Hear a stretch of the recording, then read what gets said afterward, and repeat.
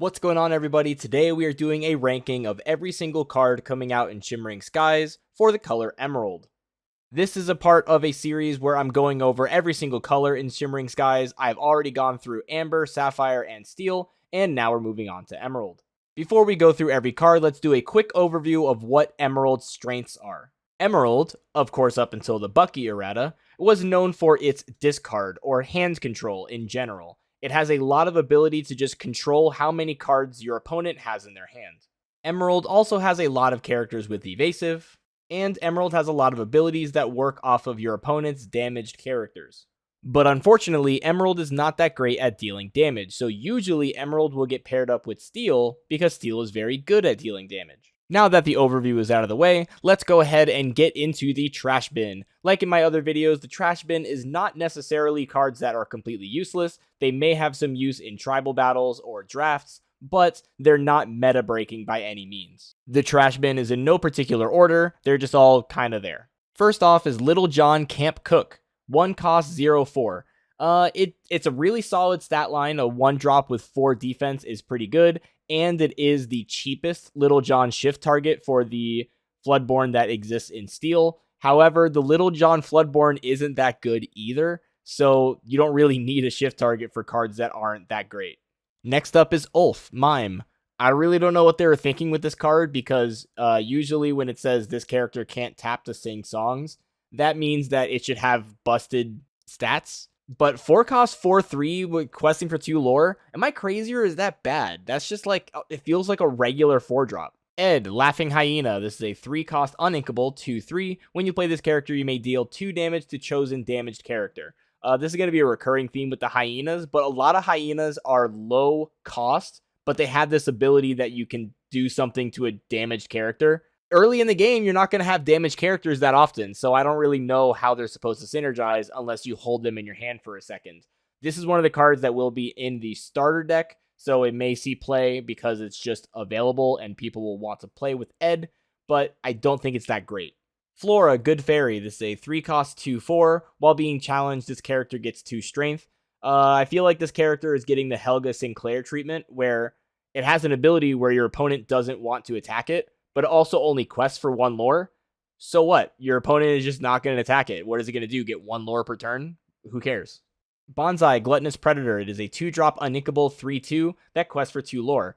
This is probably the better card in the trash bin because it is a very early 2-drop for a Lemon Lime aggro deck, and it does have 2 lore, so it'll be fairly difficult for your opponent to remove because they'll pretty much have to trade with whatever card they attack with.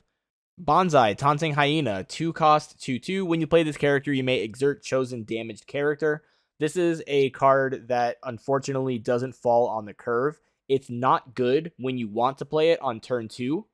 So you might as well play something that is good when you want to play it on turn 2, because you're not going to have a lot of damaged characters on the board on turn 2. Night Howler Rage. Draw a card, chosen character gets reckless until the next turn. I like the ability. I like that it draws a card. Being able to give something reckless and kind of stop it from questing the next turn is solid. However, it's just too expensive. I don't think that anybody is really trying on turn 3 to be like, man, I'm going to make this character attack something. It's too hard to set up. Obscurosphere. 1 cost, pay 2 and banish this item. Your characters gain ward until the start of your next turn. Why would you run this card instead of just using the Sherwood Forest location? I don't really get it. It's very expensive. You can't really use it until turn 3, I would think, because you need some kind of character on the board. So I don't like this item at all. Tropical Rainforest. This is a 3-drop location that works more like an item, I would say. The ability is opposing damage characters gain reckless. Essentially, all that does is if an opponent has 1 damage on them, at least, then they can't quest. So unfortunately, that also means that the character is going to use their reckless to just attack the location. And with only 6 health, it's going to get ran over by Maui. It's going to get ran over by a lot of things. Just 2 characters a lot of the time can attack into it. So I don't really like this location. Maybe if it had 2 lore, but just not strong enough. I feel like that was actually a short list of the trash bin. I think a lot of the cards in Emerald are really good. Next up, we will take a look at the Budget Bin. The Budget Bin is slightly better than the Trash Bin. These are cards that can probably become staples with the right support, for example, but they're not meta breaking or top 10 just yet. Shenzi, Scar's Accomplice, 3 cost, 2/3 with evasive. While challenging a damaged character, this character gets 2 strength. Actually really good. Its stats are good even if it didn't have evasive, but having evasive means it can stick on the board until it's useful. So I think this is a very solid card, especially if you're running a deck that is based around damaged characters. Zazu, Advisor to Mufasa. It is a 5 cost 3/5 with evasive. A 3/5 with evasive is really big. It's going to be really hard to get rid of this card unless you have something like Medusa. That's really one of the only valid counters to it. So it's very hard to get rid of. And he quests for 2 lore, so he'll stick on the board for a while and actually get some value. Merryweather, Good Fairy. When you play this character, you may pay 1 ink to give chosen character +2 strength this turn. This is a good card. People were saying that it's bad because 1-drops that have like an ability don't really work that well because you don't want to hold on to 1-drops most of the time. However, this card is different because you can use this card in order to beef up one of your 1-drops like that has a 2/2 spread, such as Robin Hood, and you can use it to attack Daisy Duck right away. So this is one of those Daisy Duck counters that is going to be used if you need something that can get rid of that card early. Robin Hood Archery Contestant. It is a 2-drop 2/2. When you play this character, if an opponent has a damaged character in play, gain 1 lore. Usually this would go into the trash bin. However, now that there are 2 Robin Hood Floodborns, one of them in Emerald and one of them in Steel, which you are going to pair a lot of the time, this is just a solid shift target. You can get him into the board and gain a lore, and then he can sit around, maybe attack some stuff, maybe get another lore or 2, and then you can wait for the Robin Hood Floodborn to come out and get even more value. Fauna, Good Fairy. It is a 3/7 that quests for 2 lore.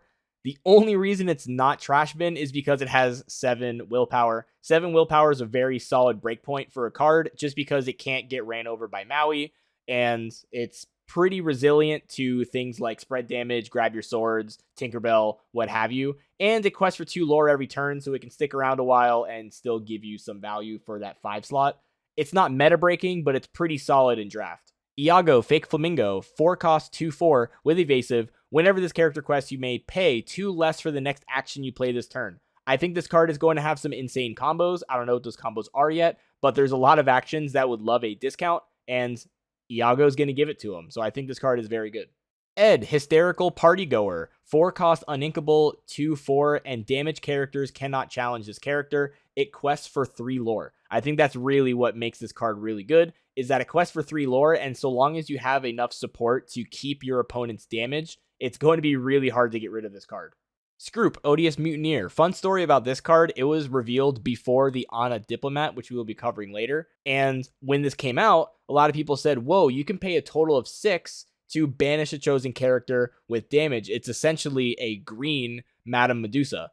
But unfortunately, Ana came out later, and people were like, this is the exact same card as Scroop, except it has better stats, and the ability is cheaper, and you get more than one ability. So I don't get why you would have both of these cards in the same set. That is just crazy to me. Prince Philip, Swordsman of the Realm, 7 cost inkable 3/9. When you play this character, banish chosen opposing dragon character, but the more relevant ability, whenever he challenges a damaged character, ready this character after the challenge. I think that the first ability is just a little bit too specific for the meta right now. That's not going to see a lot of play, but it's still a very good card. It can attack multiple times so long as the first attack hits a damaged character, and it quests for 3 lore. So get you a man who can do both. Clarabelle, Clumsy Guest. When you play this character, you may pay 2 to banish chosen item.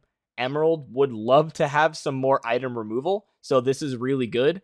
However, it's just slightly off curve to be insanely good. You know, you don't really want to play a 1 cost on turn 1. You're going to have to wait until turn 3. So this is basically a 3 cost character, if you know what I mean. And if it's a 3 cost character, 1/2 just isn't cutting it. It's really hard to explain, but this is just not that good, but kind of good. And also, it's a shift target. It's one of the best shift targets for the new Clarabelle, which we're going to be talking about later.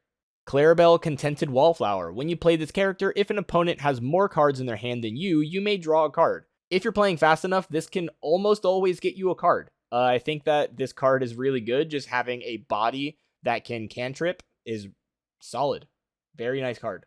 Shenzi, Head Hyena. 5 cost, 3/6. This character gets 1 strength for each other hyena character you have in play, but the more relevant ability, when one of your hyena characters challenges a damage character, gain 2 lore. This is one of the head honchos for the Emerald Steel starter deck, but it's one of those tribal cards, and tribals just aren't that good in Lorcana yet. They're going to get better over time, though, so if there's a lot of hyenas that come out in the next couple sets, Shenzi is going to be one of those crazy cards that people are going to want. Hypnotic Deduction. Draw 3 cards, then put 2 cards from your hand on top of your deck in any order.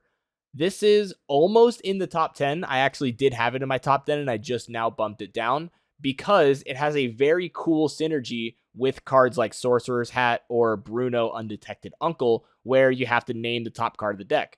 The only reason I didn't put it there is because I feel like this card is bad if you don't have those synergies, because if you're putting 2 cards back from your hands on top of your deck, you're going to get those cards again. So if they're cards you didn't want now, why would you want them in a couple turns? You're welcome. Shuffle chosen character, item, or location into their player's deck. That player draws 2 cards. This is decent. It's a great way to remove some pesky item or location or character that you just can't otherwise get rid of, but the card advantage is crazy.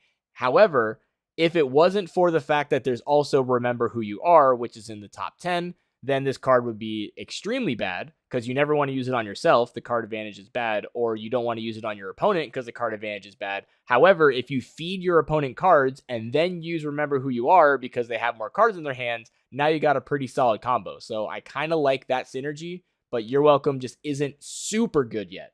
Sherwood Forest. Your character's name Robin Hood can move here for free. Characters gain ward and an ability to tap and pay 1 to deal 2 damage to chosen damage character while here. I think this is a good location. It's solid. If you're running Robin Hoods, it's definitely worth it. For 2 ink, you can't really beat that value for what you get. It doesn't have any lore, but with 7 willpower, it can stay on the field for a long time, and I think it's just very solid. Now, finally, the moment we've been waiting for. Let's jump straight into the top 10. Robin Hood, Timely Contestant, 9 cost, uninkable, but for each 1 damage on opposing characters, you pay 1 less to play this character. That's each 1 damage, not every character with damage, every 1 damage. So if there's a Maui with 4 damage on it, you're going to play this card for 5, and that is an incredible value. 6/6, questing for 4 lore, and it has ward. So your opponent can't just easily bounce this character back to your hands and then pray that you can't get it back out. This is an amazing card that can win games if you have it in the right deck. Mother Gothel, Conceited Manipulator, 2 cost, 1/3. When you play this character, you may pay 3 ink to return chosen character to their player's hand. Returning characters to the player's hand is amazing when you want to slow something down, especially if that character came out for a discount. Maybe they used Just in Time, maybe they used Zero to Hero, maybe they summoned the Robin Hood that I just talked about. So returning characters to the hand is good value. So essentially for 5 cost, you can get a body on the field that returns something to the hand and is a shift target for the next Mother Gothel we're going to talk about. At number 8, we have Remember Who You Are. This card goes crazy in Lemon Lime aggro. Let me tell you why. You have a card called Daisy Duck. What does Daisy Duck do? Every time it quests, it gives your opponent a chance to draw a card. What can you do when your opponent has a lot of cards in your hands? You drop Remember Who You Are on turn 4, and you draw back up to a healthy hand that you can then spam out as many 1 and 2 drops as you want because it's later on in the game. This is an amazing card that just speeds up your hand if you're playing an aggro deck, and Emerald was already a great color for aggro, so this is a really, really, really good action. Emerald Chromacon. During your opponent's turns, whenever one of your characters is banished, you may return chosen character to their player's hand. Am I insane, or is this card insane? Again, in Lemon Lime aggro, banishing the cards is one of the only ways to reliably get rid of them. So, having a card that bounces a character from your opponent back to their hand is going to be insane because it's going to slow them down significantly in their quest in trying to get rid of all of your questers. Some people may think this card is higher, but number 6 is Prince John's Mirror. At the end of each opponent's turn, if they have more than 3 cards in their hands, they discard until they have 3 cards in their hand. This is one of those cards that absolutely punishes the late game draw engine decks, such as Ruby Amethyst or Blue Steel. However, 3 cards is still kind of a lot by the time you get to turn 3 or 4. Your opponent just has to play slightly faster, I guess, so it's not too much of a slowdown, but this card is still really obnoxious and deserves a top 10 spot. Number 5 is Robin Hood's Sneaky Sleuth. 5 cost Floodborn that shifts for 3. It has a 3/5 stat line, and this character gets 1 lore for each opposing damage character in play. Another card that is great in an Emerald Steel deck that works on pinging your opponents for damage characters, because you can just shift this card really quick, you can quest immediately, and you can get a ton of lore from it. And if you're playing Emerald Steel, there's another Robin Hood Floodborn that you can work with. So this just gives even more targets and potential to those early game Robin Hoods that people like so much. Number 4, Mother Gothel Unwavering Schemer. It is a Floodborn that shifts for 4, but honestly, its ability at 6 is incredibly good. When you play this character, each opponent chooses one of their characters and returns that card to the hand. Like I've said before, returning cards to the hand is very powerful. It's almost like a Lady Tremaine, but if you are in the right situation, Mother Gothel can get a lot of value just from entering the board, and then once it's on the board, it's a 4/6 that's not easily removed, and quest for 2 lore. So this is a very good card that can now shift onto the previous Mother Gothel that I just talked about. Going into the top 3 with Ana, Diplomatic Queen. I just talked about Scroot before, so I'm not going to explain the ability again, but 3 cost Uninkable with the ability that you pay 2 to choose one, and you get a list of those abilities to choose from. Being able to banish a chosen damage character for only 5 cost total is amazing, and this can see a lot of play just because of how many options you have when you play this card. Scar, Vengeful Lion, 4 cost Inkable with 4 strength and 2 willpower.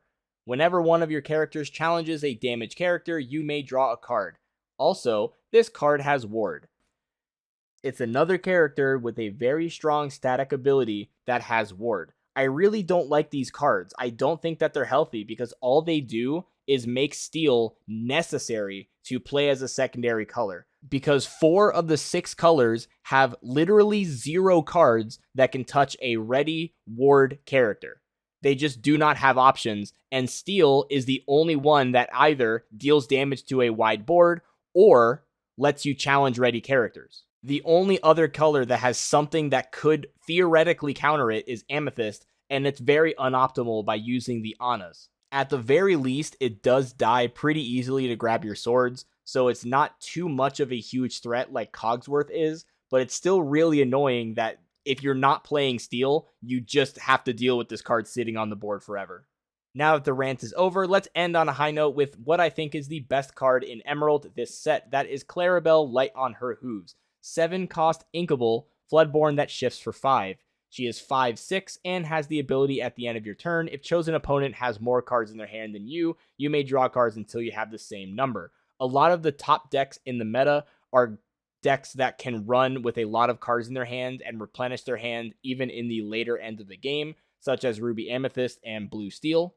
So being able to play a little bit more aggro and then be rewarded for it with Clarabelle is insanely good. She also counters other discard decks if you're facing green in a mirror match of some kind, so that is a good use for her as well. I think that you can run 4 of these Clarabelle in a deck and be perfectly fine because she's inkable as well. So the value you get out of this card is insane, and it can help you keep up in the end part of the game if you're running a more aggro deck.